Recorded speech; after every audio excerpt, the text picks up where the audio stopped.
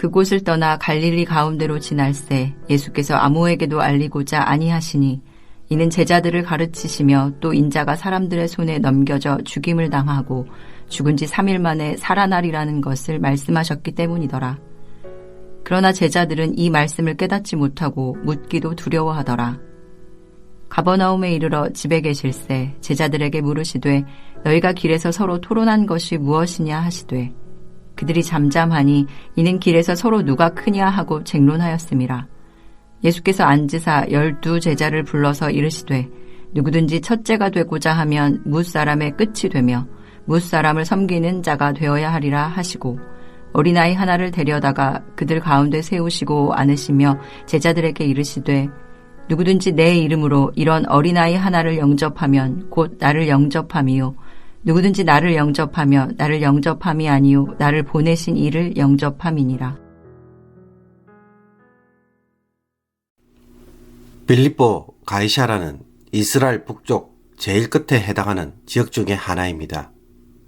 이스라엘의 지형을 말할 때 북쪽 단에서 남쪽 브엘세바가 경계인데 빌립보 가이사라는 단 근처에 있습니다. 주님은 이곳에서 이때로부터 이제 예루살렘을 향하여 가시면서 유대 종교 지도자들로부터 고난을 받고 십자가에 못 박혀 죽으며 부활하실 것을 제자들에게 미리 알려주십니다. 마태복음 16장 21절입니다. 이때로부터 예수 그리스도께서 자기가 예루살렘에 올라가 장로들과 대제사장들과 서기관들에게 많은 고난을 받고 죽임을 당하고 제3일에 살아나야 할 것을 제자들에게 비로소 나타내시니 예루살렘을 향한 여정 속에 예수님은 갈릴리 지역을 거치시고 초막절에 예루살렘으로 가셨다가 그곳에서 수전절을 지키신 후 잠깐 갈릴리로 갑니다. 그런 후에 다시 베레아 지역에서 사역을 조금 하신 후 본격적으로 나귀를 타고 예루살렘 성으로 입성합니다. 따라서 이 전체의 과정을 예루살렘을 향한 여정으로 봅니다. 오늘 본문은 빌립보 가이사랴에서 갈릴리 지역을 지날 때, 즉 갈릴리로 들어오시면서 길 위에 있었던 내용입니다. 예수님은 갈릴리 지역으로 들어오시면서 아무에게도 알리지 않고 조용히 가버나움을 향해 갑니다. 첫 번째 순환 예고에서 보듯 이제부터는 사역보다는 십자가의 길을 걸어가셔야 하기 때문입니다. 이때 예수님은 제자들에게 인자가 사람들의 손에 넘겨져 죽임을 당하고 죽은 지 3일 만에 살아나리라고 다시 한 번 더 두 번째로 순환을 예고합니다. 그러나 안타깝게도 제자들은 여전히 예수님의 이런 말씀을 깨닫지 못합니다. 그러나 제자들은 이 말씀을 깨닫지 못하고 묻기도 두려워하더라. 예수님의 말씀을 들은 제자들은 주님에게 질문을 하기보다는 침묵하였습니다. 지난번에 베드로가 예수님이 죽지 마시기를 간청했다가 혼이 난 적이 있었기에 두려워했을 것입니다. 대신에 그들은 자기들끼리 길 위에서 논쟁을 하였습니다. 예수님은 자신의 죽음과 부활에 관심을 가지고 이것을 이야기하시는데 엉뚱하게도 제자들의 관심은 전혀 다른 것에 있었습니다. 그들은 제자들 가운데 누가 크냐 라는 것을 가지고 서로 다투고 있었습니다.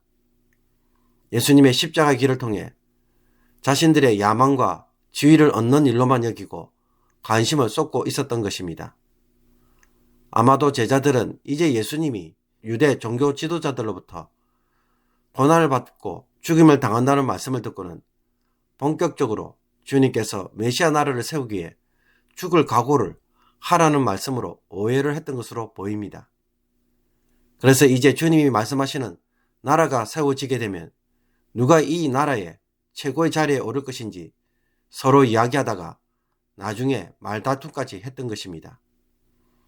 이 이야기를 들은 예수님은 12 제자들을 불러 모으신 후에 첫째가 되고자 하면 무사람의 끝이 되며 무사람을 섬기는 자가 되어야 하리라 라는 말씀을 그들에게 줍니다.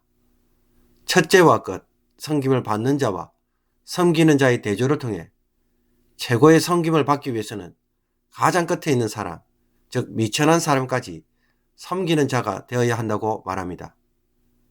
그래서 이것을 확실히 이해시키기 위해 주님은 누구를 부릅니까? 어린아이를 데려다가 그들 가운데 세우시고 안으시면서 누구든지 내 이름으로 이르는 어린아이 하나를 영접하면 곧 나를 영접함이요. 누구든지 나를 영접하면 나를 영접함이 아니요. 나를 보내신 이를 영접함이니라 라고 말씀합니다. 끝에서 섬긴다는 것이 무엇인지 가르쳐 주시고자 함입니다. 이 말씀을 통해 예수님은 제자들의 섬김은 주님의 이름으로 섬기는 것이라고 말합니다. 주님의 이름으로 섬긴다는 것은 무슨 뜻일까요? 주님의 이름으로 이 어린아이를 영접한다면 그것이 곧 예수님을 영접하는 일이 될 것이고 그 영접은 곧 예수님을 보내신 하나님을 영접하는 것과 같은 것이라고 설명합니다.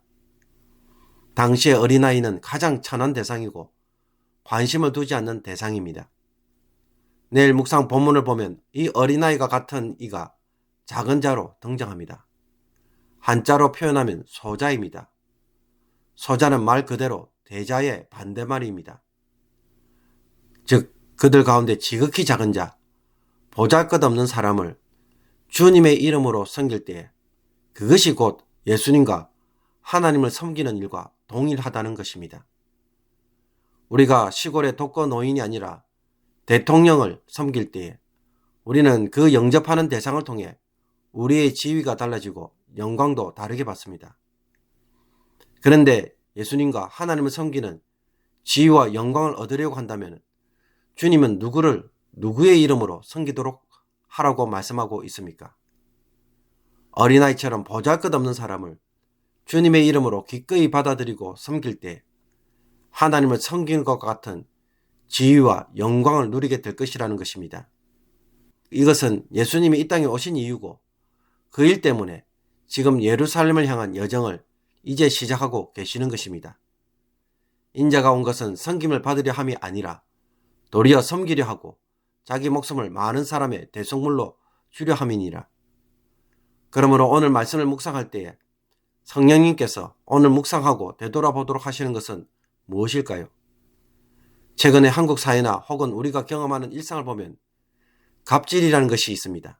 자신이 가진 지위나 위치, 권세를 가지고 아랫사람이나 혹은 서비스를 하는 사람에게 함부로 말을 하며 모욕을 주는 행동을 서슴지 않고 행동하는 것을 두고 갑질이라고 말합니다. 식당에서 파트타임으로 서빙을 하던 청년과 이야기를 하던 중에 종종 함부로 반말을 하고 불평을 하는 사람들이 있었는데 나중에 이 대화를 들어보면 그 사람들이 교회 다니는 성도들이라는 것에 깜짝 놀랄 때가 있었다고 하였습니다. 그들이 물건을 제공하거나 서비스를 제공하는 사람들에게 그들에게 너무 쉽게 말하고 농담도 함부로 하고 쉽게 짜증이나 분노를 표현하는 일들을 우리는 혹 하고 있지는 않습니까? 내 밑에 일하는 사람들을 마치 내가 돈을 주고 고용하였기에 함부로 대할 수 있는 것처럼 너무 만만하게 행동하는 모습은 없을까요?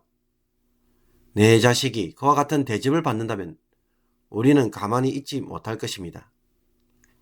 삶의 현장에서 하나님의 나라의 삶을 산다는 것은 주님 때문에 주님의 모습으로 주님처럼 그들을 대하고 섬기는 모습에 있습니다. 이것이 하나님 나라 안에서 새로운 삶의 모습입니다. 왜냐하면 천국에서 우리가 그와 같은 삶을 살게 될 것이기 때문입니다. 그렇다면 나는 여기에 준비되고 훈련되어 있습니까? 이런 것이 일상의 삶이 되고 습관이 되어 있어야 하나님의 나라를 유업으로 받게 될 것입니다. 내 자식이기에, 내 아내이기에, 내 밑에 있는 사람이기에 함부로 반말을 하거나 혹은 무시하는 표현들을 하지는 않았는지 오늘 말씀을 통해 다시 한번 돌아보고 주를 섬기듯 그들을 대하는 오늘 하루가 되기를 원합니다. 여기에 내가 바로 서 있는지 성령의 지도와 책망 가운데에 바르게 교정되어지는 귀한 하루가 되기를 주님의 이름으로 축복합니다. 기도드리겠습니다. 우리를 섬기기 위해 종의 모습으로 오신 주님, 이 주님의 뒤를 따르는 저희들이 도리어 주님의 이름으로 권세를 누리고 다른 사람들을 지배하려는 교만을 가지고 함부로 말하였던 것을 용서하여 주옵소서. 오늘 말씀을 통해 이런 교만이 꺾어지게 하시고 변화되게 하옵소서. 모든 이들을 주를 섬기듯 섬기게 하시며 가장 미천한 자도 귀하게 여기는 마음을 주옵소서. 사람을 보는 눈이 이제는 달라지게 하여 주옵소서. 예수 그리스도의 이름으로 기도하옵나이다. 아멘.